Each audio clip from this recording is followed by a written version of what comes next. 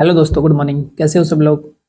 चलो आज स्टार्ट करते हैं बहुत इंटरेस्टिंग टॉपिक, बायोटेक्नोलॉजी। कि बायोटेक्नोलॉजी क्या होती है, इसके इंपॉर्टेंस क्या होते हैं, और पहले हमारे घरों में कैसे यूज हो रही थी बायोटेक्नोलॉजी। तो ये देखेंगे अपने घर वाले कैसे यूज कर रहे थे बायोटेक्नोलॉजी को, और आज के जो मॉडर्न टेक्नोलॉजी है वो क्या है। ठीक है, तो अपन दो टेक्नोलॉजी देखेंगे बायोटेक्नोलॉजी में, एक तो इंसिएंट और एक मॉडर्न टेक्नोलॉजी। तो इसमें क्या यूजेज हो रहे हैं, क्या बायोटेक्नोलॉजी होती है, चलिए ये देखते हैं। तो भैया यहाँ पे फर्स्ट में है कि बायोटेक्नोलॉजी क्या है। ठीक है, बायोटेक्नोलॉजी होती क्या है। तो देखो भाई, बायोटेक्नोलॉजी यानी कोई भी बेटा आप इसमें क्या यूज करते हो, कोई जीव यूज करते हो। ठीक है, किसी न किसी जीव का आप इसमें उपयोग करते हो और उसमें कोई ना कोई चेंजेस करते हो और अपने फायदे के लिए उसको मॉडिफाई करते हो। ठीक है, उससे जो प्रोडक्ट बनता है वो ह्यूमन के लिए क्या रहेगा बेटा, फायदेमंद रहेगा। तो देखो यहाँ पर यह है कि बायोटेक्नोलॉजी डील विद टेक्निक्स। भाई बायोटेक्नोलॉजी किसी टेक्निक्स के साथ डील करती है यूजिंग लिव ऑर्गेनिज्म। भाई क्या होना चाहिए, कोई ना कोई जीवित जीव होना चाहिए। टू प्रोड्यूस प्रोडक्ट, ये क्या करता है, कोई ना कोई प्रोडक्ट प्रोड्यूस कर रहा है। एंड प्रोसेस, और उसको क्या करते हो, प्रोसेस करते हो, कुछ है ना मॉडिफाई करते हो। Useful to humans. ठीक है भाई, यानी कोई ऑर्गेनिज्म है, आप उनको यूज कर रहे हो किसके लिए भाई, ह्यूमन के लिए। उनसे कोई ना कोई प्रोडक्ट बनवा रहे हो जो अपने लिए क्या होते हैं, फायदेमंद रहते हैं। ठीक है भाई, चलो देखो, जैसे अपन देखेंगे पहले इनिशिएंट बायोटेक्नोलॉजी, यानी अपनी जो पहले की बायोटेक्नोलॉजी है भाई, जिनको पता भी नहीं था अपनी मम्मी वगैरह को कि बायोटेक्नोलॉजी होती क्या है, लेकिन वो यूज करे जा रही थी। तो देखो, मेकिंग कर्ड, ठीक है बेटा, ब्रेड बनाना, वाइन बनाना, बेवड़े लोगों के लिए भी है ना, डोसा, इडली, ये सारी चीजें क्या है, एक बायोटेक्नोलॉजी का ही टाइप है, या फिर बायोटेक्नोलॉजी ही यहाँ पे यूज हो रही है। क्योंकि आप किसको यूज कर रहे हो भाई, लिविंग ऑर्गेनिज्म को। ठीक है, किसको यूज कर रहे हो आप, लिविंग ऑर्गेनिज्म को यूज कर रहे हो वहां पे, लाइफ को। तो देखो एग्जांपल दे रखा है यहाँ पे, प्रोसेस विच डील जीएमओ। ठीक है भाई, यानी इसमें तो बेटा आप क्या यूज कर रहे हो, जेनेटिक इंजीनियरिंग यूज कर रहे हो, यानी आप क्या बना रहे हो, जेनेटिक मॉडिफाइड ऑर्गेनिज्म। ये ओएस है बेटा, ये ऑर्गेनिज्म है। ठीक है, जेनेटिक मॉडिफाइड ऑर्गेनिज्म। ठीक है, आईवीएफ। ठीक है, जीन सिंथेसिस, ये मॉडर्न है, और ये वाले अपने पहले वाली हैं भाई, एनिशिएंट है, इनिशिएंट, एंशिएंट। ठीक है, डीएनए वैक्सीन बना रहे हो, जीन थेरेपी कर रहे हो। जीन थेरेपी क्या होती है भाई, इसमें कोई जीन खराब है तो इसका जीन को क्या कर रहे हो, ठीक कर दो, या तो इसको ठीक कर सकते हो तो इसको कर दो, अदरवाइज कहीं दूसरी जगह से ये जीन निकाल के एरर फ्री वाला जीन निकालो, इसमें डाल दो। ठीक है, जिसका प्रोडक्शन नहीं हो रहा था उसमें प्रोडक्शन हो जाएगा, बहुत ईजी है, लेकिन प्रोसेस ईजी नहीं है। ठीक है, अब देखो, ये तो अपने अनुसार डेफिनेशन हो गई कि बायोटेक्नोलॉजी क्या होती है। ठीक है, यानी कोई भी लिव ऑर्गेनिज्म का यूज करो किसके लिए बेटा, उनसे प्रोडक्ट बनवाओ किसके लिए, प्रोसेस यूजफुल टू ह्यूमंस, यानी मानो के हित के लिए प्रोडक्ट बनवाओ उससे। लेकिन जो यूरोप के देश हैं भाई, उनका एक फेडरेशन है, यूरोपियन फेडरेशन ऑफ बायोटेक्नोलॉजी, यानी बायोटेक्नोलॉजी के उसमें उसने एक ग्रुप बना रखा है, तो उसको बोलते हैं अपन EFB। तो भाई ये क्वेश्चन आता है नीट में कि EFB का पूरा नाम क्या है। ठीक है, तो इसका नाम है यूरोपियन फेडरेशन ऑफ बायोटेक्नोलॉजी। ठीक है, तो एक तो ये चीज इंपॉर्टेंट है, यहाँ पे लिख सकते हो भाई इसको, ये क्या है यहाँ पे, इंपॉर्टेंट है मेरे भाई। अब इसने क्या करा, इसी को जो आपकी जो पुरानी डेफिनेशन है, इसको इसने थोड़ा मॉडिफाई कर दिया। देखो कैसे मॉडिफाई करेंगे, the integration of natural science. भाई नेचुरल साइंस तो जो बॉडी की है, लिविंग ऑर्गेनिज्म की वो है, एंड ऑर्गेनिज्म तो भाई क्या, कोई ना कोई जीव हो सकता है, उसकी क्या हो, कोई सेल हो, या फिर क्या हो बेटा, उसका कोई पार्ट हो। एंड मोलिकुलर एनालोगस, या फिर मोलिकुलर एनालोगस हो फॉर प्रोडक्ट एंड सर्विसेज। तो भाई उसका किस में यूज कर रहे हो, प्रोडक्ट बनाने में या सर्विस प्रोवाइड करवाने में, आप उसको क्या कर रहे हो, यूज कर रहे हो। भाई ये डेफिनेशन ऐसे कैसे आ जाती है कि एनसीईआरटी के अकॉर्डिंग, या फिर आप बोलो EFB के अनुसार बायोटेक्नोलॉजी क्या है, तो डायरेक्ट डेफिनेशन आ जाती है, तो याद रखना है ये। अब देखो, अब जब आप मॉडिफिकेशन करोगे ना, बायोटेक्नोलॉजी यूज करोगे, तो उसमें ना दो, या फिर मैं बोलूँ कि आप जेनेटिक इंजीनियरिंग यूज कर रहे हो बेटा। क्या यूज कर रहे हो भाई आप, जेनेटिक इंजीनियरिंग। तो कैसे करोगे, उसकी प्रोसेस होती होगी कोई ना कोई, उसकी क्या होती होगी भाई, कोई ना कोई प्रोसेस। तो ये दो टाइप की होती है प्रोसेस। तो देखो पहला कौन सा है, देखो, there are two core technique that enable birth to modern biotechnology. भाई यहाँ पे दो दो मोर टेक्निक्स हैं जो मॉडर्न टेक्नोलॉजी को बनाए हैं, बायोटेक्नोलॉजी को। तो पहला कौन सा है, जेनेटिक इंजीनियरिंग। कौन सा है भाई लोगों, जेनेटिक इंजीनियरिंग। जेनेटिक इंजीनियरिंग का क्या हुआ कि भाई मान लो आपके पास ये है आपका डिजायर इसमें कोई जीन है आपका, मान लो ये जो पेन है इसमें ये वाली आपको लगाना है यहाँ पे, ठीक है, तो ये जीन इसके अंदर है, इसके अंदर ये जीन है नहीं, तो आप क्या करो, ये जीन जो है ना इसको निकाल कर यहाँ पे क्या करवा दो भाई, शिफ्ट करवा दो, ट्रांसफर करवा दो। तो ये जो टेक्निक है ना इसको आप बोलोगे जेनेटिक इंजीनियरिंग। ये जो तरीका है, ये प्रोसेस है, उसको क्या बोलते हो आप, जेनेटिक इंजीनियरिंग। अब कैसे करोगे वो अपन पढ़ेंगे इसमें पूरा डिटेल से, ठीक है। अब जो आपने कंडीशंस रखी हैं भाई कि स्टेराइल होना चाहिए, मैं ऐसा नहीं है कि आप करना कुछ चाह रहे हो उसमें और भी कोई बैक्टीरिया वगैरह आ गए तो प्रोसेस ही नहीं हो पाई, उसमें और ही कुछ सिस्टम बैठ गया, ठीक है। अब वो बैठेगा तो उसको आपको क्या करना पड़ेगा बेटा, मेंटेन स्टेराइल कंडीशंस रखनी पड़ेंगी भाई। सेकंड क्या है, आपको स्टेराइल कंडीशन मेंटेन रखनी पड़ेंगी, ठीक है। ऐसा नहीं है आप किसी बैक्टीरिया का जो जीन है वो डाला आपने और पता लगा किसी और का ही डल गया बाहर से, वो हो गया इन्फेक्शन वगैरह हो गया, ठीक है। तो अब देखो पहला जेनेटिक इंजीनियरिंग में क्या आता है, technique to alter the chemistry of genetic material DNA and RNA. भाई आपको डालना तो क्या है, डीएनए, या फिर कोई ऐसा है जिसका जेनेटिक मटेरियल आरएनए, तो आरएनए को ट्रांसफर करना है। To introduce these into host organism. Host organism देखो, एक होता है होस्ट, यानी मैं बोलूं कि भैया ये कोई ए है और ये कोई बी है, बी है और ये ए है, इसका जीनोम इसके अंदर आपको शिफ्ट करना है, इंट्रोड्यूस करना है। तो ये जो है ना जिसके अंदर कर रहे हो बेटा, उसको क्या बोलते हो आप, होस्ट बोलते हो, उसको क्या बोलते हो आप, होस्ट, ठीक है। And the change the phenotype of host organism. Phenotype एक होता है जीनोटाइप, एक होता है फिनोटाइप, यानी लक्षणानुपात और जीनानुपात। तो भाई उसके आप फीचर क्या कर रहे हो, चेंज कर रहे हो, ठीक है। तो आपने क्या कर दिया, फीचर में चेंजेस कर दिए यहाँ पे होस्ट ऑर्गेनिज्म के। तो ये तो क्या है, जेनेटिक इंजीनियरिंग। तो अपने बताया ना कि भाई एक ऑर्गेनिज्म से कोई जीनोम निकालो दूसरे ऑर्गेनिज्म में डाल दो, तो ये टेक्निक है, ठीक है। तो इसको बोलते हैं जेनेटिक इंजीनियरिंग। अब दूसरा है मेंटेनेंस ऑफ स्टेराइल कंडीशन। भाई ये क्यों जरूरी है, देखो in chemical engineering process to enable growth of only desire microbe, ठीक है भाई। यानी आपको क्या चाहिए, सिर्फ डिजायर माइक्रोब चाहिए, ऐसा नहीं कोई दूसरा आगे जो चाहिए भी नहीं, खरपतवार नहीं चाहिए रहे यार, बात ये है, ठीक है। Eukaryotic cell in large quantity for the manufacture biotechnology logical product like antibiotic, vaccine, enzyme etcetera, ठीक है भाई। यानी आपको जो चाहिए ना, या तो एंजाइम चाहिए, वैक्सीन चाहिए, एंटीबायोटिक चाहिए, ये सारी चीज जो चाहिए वो ही प्रोडक्ट बने, उसके लिए आपको स्टेराइल कंडीशन जरूरी है। ऐसा नहीं कि दूसरा उसमें ग्रोथ कर गया, आपको पता लगा कि यार ये क्या हुआ, ठीक है। अब आप जब कल्चर करवाते हो ना भाई, तो उसमें बहुत सारी चीजें डाली जाती हैं, जैसे कल्चर जो मीडिया होता है उसमें आप वाटर भी डालोगे, ग्लूकोज डालोगे, मिनरल्स डालोगे, हार्मोन्स डालोगे, अमीनो एसिड, विटामिन वगैरह सारी चीजें आपको उसमें डालनी पड़ेंगी भाई, ठीक है, उसकी रिक्वायरमेंट के अनुसार। अब अपने सामने दो क्वेश्चंस आते हैं, ठीक है, कि यार ये लफड़ा कर क्यों रहे हैं अपन, कि वाई जेनेटिक इंजीनियरिंग, कि भाई जेनेटिक इंजीनियरिंग क्यों कर रहे हो।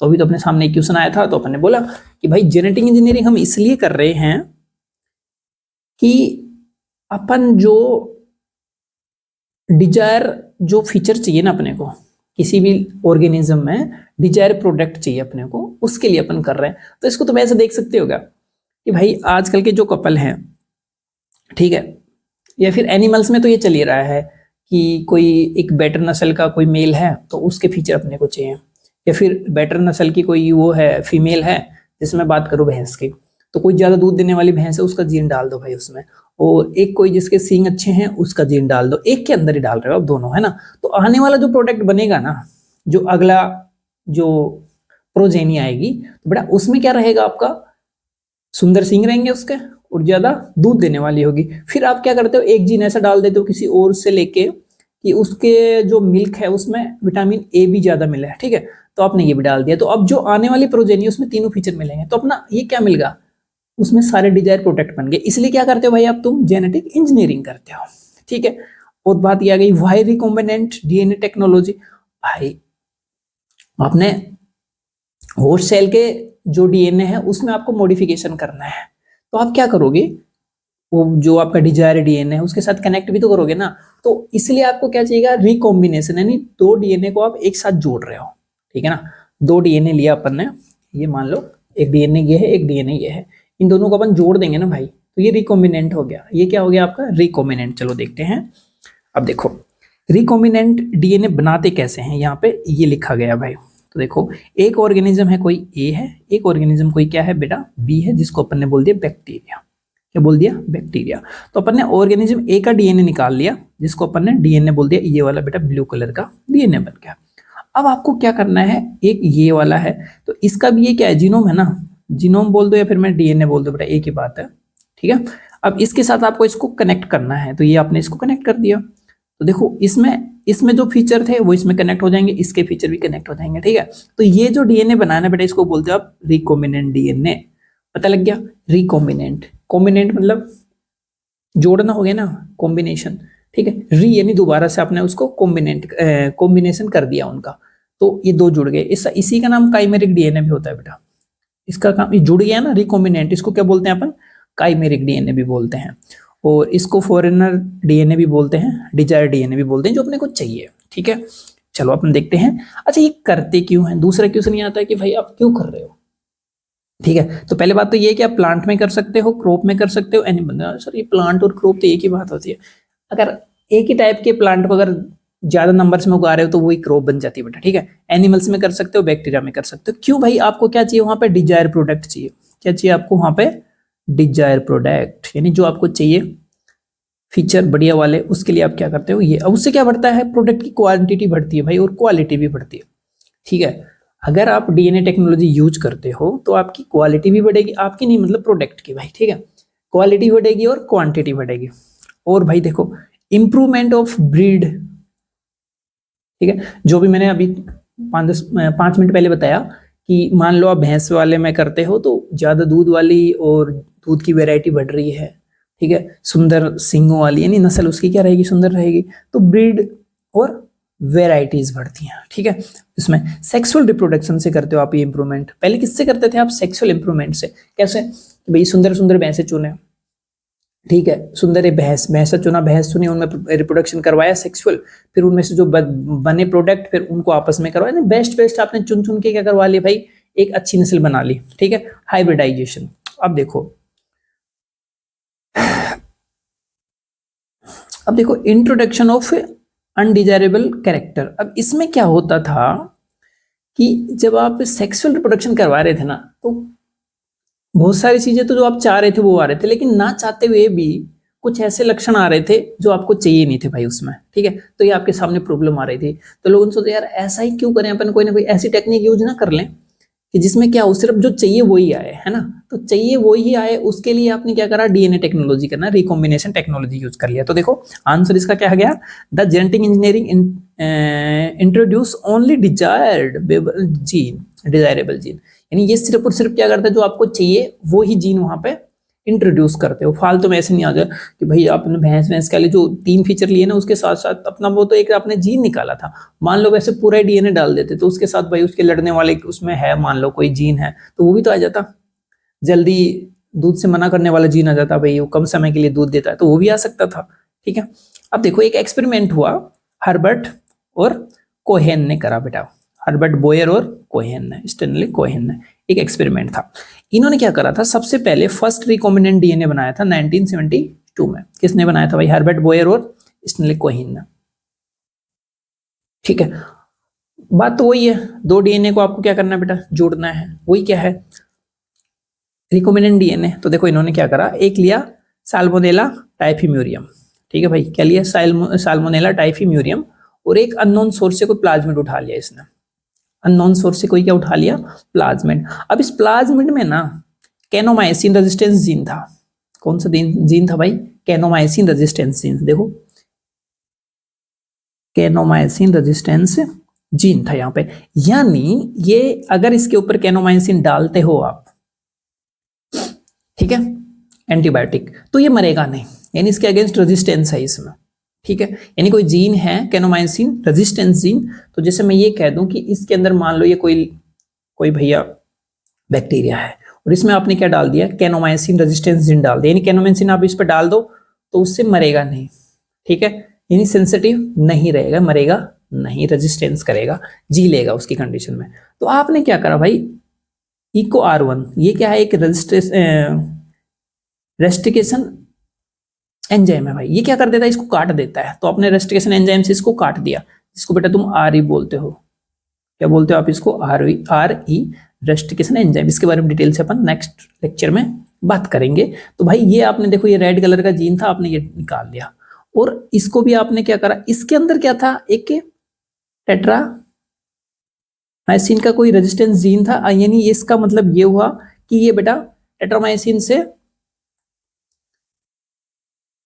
रेजिस्टेंस करती है, यानी ये इसके ऊपर डालोगे तो ये नहीं मरेगा इससे, ठीक है। अब आपने दोनों को क्या कर दिया, एक में ही क्या कर दिया भाई, डाल दिया, तो इसमें इसके लिए भी रेजिस्टेंस जीन्स और कैनोमाइसिन के लिए भी रेजिस्टेंस जीन्स, ये दोनों का हो गया। अब इसके ऊपर चाहे आप दोनों डाल लो भाई, तो दोनों से ये मरेगा नहीं है, दोनों के लिए क्या रहेगा, ये रेजिस्टेंस रहेगा, दोनों के लिए क्या रहेगा, ये रेजिस्टेंस। लेकिन पहले क्या कंडीशन थी, अगर इसके ऊपर कैनोमाइसिन डालोगे तो बेटा ये क्या हो सकता था, किल हो सकता था, यानी ये सेंसिटिव था, ठीक है, ये क्या था इसके सेंसिटिव।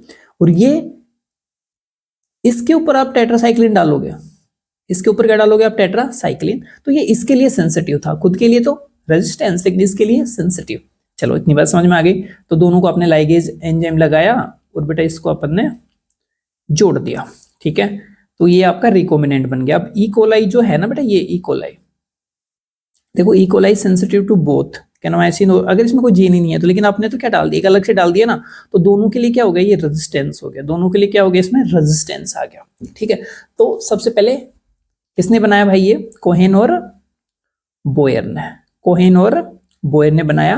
एक्सपेरिमेंट था, साल्मोनेला टाइफिम्यूरियम लिया था, एक में कैनोमाइसिन के लिए, एक टेट्रासाइक्लिन के लिए रेजिस्टेंस जीन थे, तो दोनों को अपने बना के क्या बना दिया, एक रिकॉम्बिनेंट बना दिया। तो दोनों के लिए क्या था, कैनोमाइसिन और टेट्रासाइक्लिन के लिए रेजिस्ट करता था, रेजिस्टेंस था इनमें। अब देखो एक होता है एंटीबायोटिक्स, अब आपने क्या भी बनाई भाई, एंटीबायोटिक्स। एंटीबायोटिक्स होती क्या है, एक एंटीबॉडी होती है, एक एंटीबायोटिक होती है, ठीक है। एंटीबॉडी अलग चीज है और एंटीबायोटिक्स से अलग चीज होती है। एंटीबायोटिक्स क्या होती है, जैसे मान लो ये कोई माइक्रोब है, ये फंजाई है मान लो, या फिर कोई बैक्टीरिया है, तो ये कोई ना कोई एक केमिकल सिक्रेट कर रहा होता है, ये क्या कर रहा होता है, कोई ये ना कोई केमिकल सिक्रेट कर रहा होता है, और किसी और के लिए, इसके लिए मान लो ये कोई ऑर्गेनिज्म या माइक्रोब भी है, तो इसके लिए ये क्या है, यहाँ से केमिकल सिक्रेट करा और इसको इसने खत्म कर दिया, उसको तुम क्या बोलते हो, एंटीबायोटिक बोलते हो भाई, क्या बोलते हो उसको, एंटीबायोटिक। अब देखो chemical produce by microbe to kill other microbe, भाई ठीक है ना, यानी कोई ना कोई हथियार है तो एक बंदा रखता है दूसरों को मारने के लिए, उसको तुम क्या बोलते हो, एंटीबायोटिक। और एंटीबॉडी क्या होती है बेटा, एंटीबॉडी अलग चीज होती है, जो अपनी बॉडी में कोई बाहर से कोई माइक्रोब आता है ना, उसको किल करता है, एंटीबॉडी। नाम तो लग रहा है एंटी, एंटी यानी दूसरे के लिए बनाई हुई है भाई, ठीक है, बॉडी और एक बायोटिक। चलो माइक्रो ऑर्गेनिज्म, फंजाई और बैक्टीरिया, इनसे क्या होती है बेटा, ये सिक्रेट होती है, यानी ये क्या करते हैं, इसको प्रोड्यूस करते हैं। एक एग्जांपल भी दे रखा है, मान लो कोई स्पीसीज ए है बेटा, तो इसने क्या कर दिया, ये देखो एंटीबायोटिक सिक्रेट करा है, और अब ये क्या कर रहा है, ये देखो इसके ऊपर जाके पॉजिटिव इफेक्ट कर रहा है, ठीक है। ये उसको, ये अगर ये सीक्रेट ये कर रहा तो इसको मार सकता है, अगर ये सीक्रेट ये कर रहा तो ये इसको मार सकता है, स्पीसीज बी को, ठीक है। यानी बी अगर कोई सीक्रेट करे तो ए को मार देगी, ए सीक्रेट कर रही हो तो बी को मार सकती है, ठीक है भाई। तो देखो कैनोमाइसिन एंटीबायोटिक, ठीक है, कैनोमाइसिन एंटीबायोटिक सेंसिटिव टू बैक्टीरिया।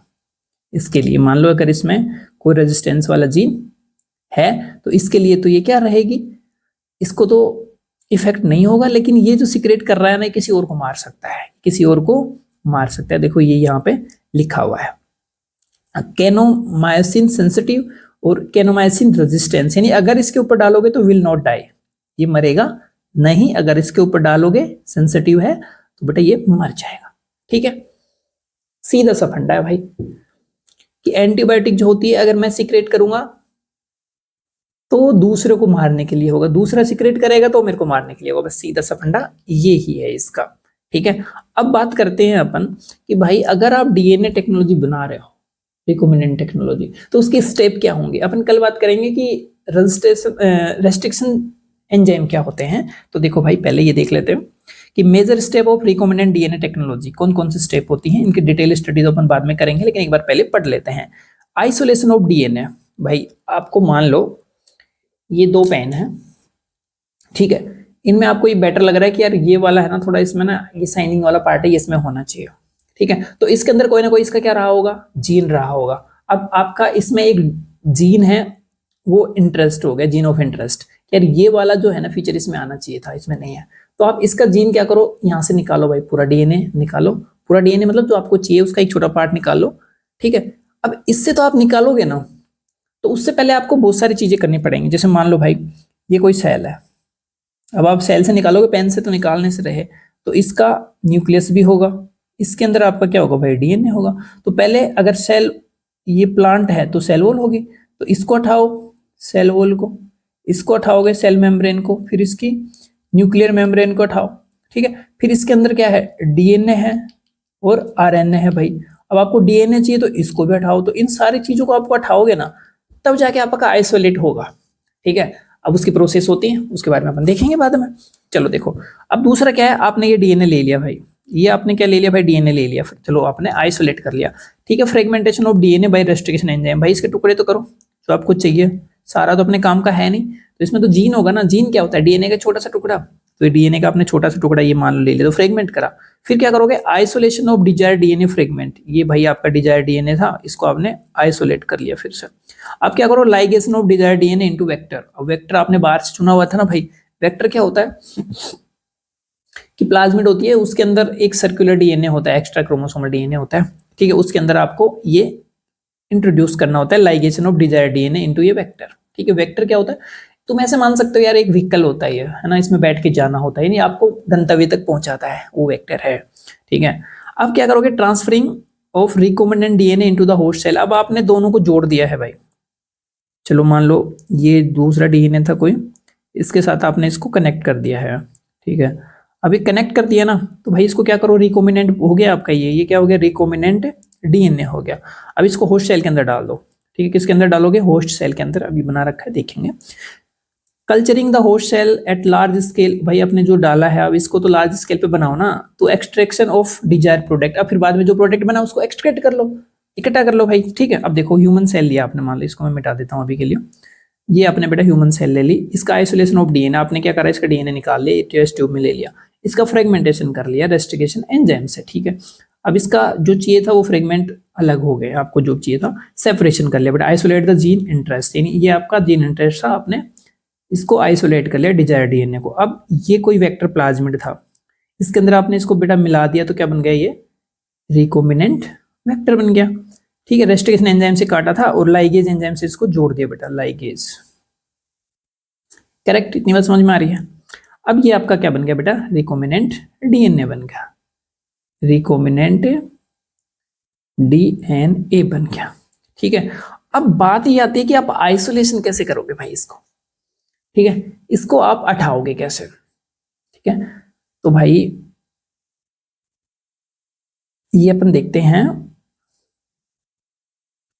कि आइसोलेशन करने से पहले बेटा आपको क्या करना पड़ेगा, सबसे पहले सेल वॉल हटानी पड़ेगी। तो आपको पता है कि सेल वॉल किसकी बनी होती है, प्लांट में होती है सेल वॉल, ऐसे तो है नहीं तुम्हें मिल जाएगी सेल वॉल, ठीक है। तो बेटा एक एंजाइम यूज करोगे आप, सेलुलेज, क्या यूज करोगे भाई, सेलुलेज। तो सेलुलोज क्या करेगा, या फिर हेमोसेलुलोज, दोनों में से कोई एक यूज कर सकते हो भाई आप, सेलुलेज या फिर हेमोसेलुलोज, सेलुलेज।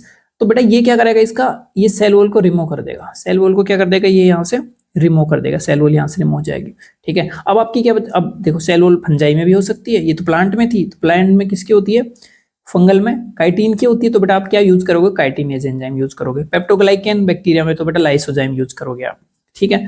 तो ये 3 एंजाइम है जो यूज करके आप क्या कर सकते हो, सेल वॉल को हटा सकते हो। अब सेल वॉल के नीचे कौन सी आएगी भाई, आपकी सेल मेम्ब्रेन आएगी। सेल मेम्ब्रेन को हटाने के लिए आपको देखो, सेल मेम्ब्रेन किसकी बनी होती है बेटा, प्रोटीन प्लस में लिपिड, प्रोटीन और लिपिड की। तो देखो लाइसिस ऑफ सेल मेम्ब्रेन यानी फोस्फोलिपिड की बनी होती है, फोस्फोलिपिड।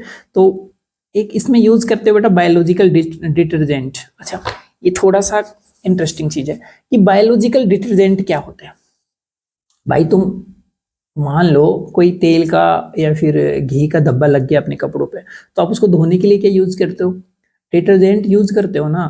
तो अगर फोस्फोलिपिड को हटाना है तो डिटर्जेंट यूज करना पड़ेगा।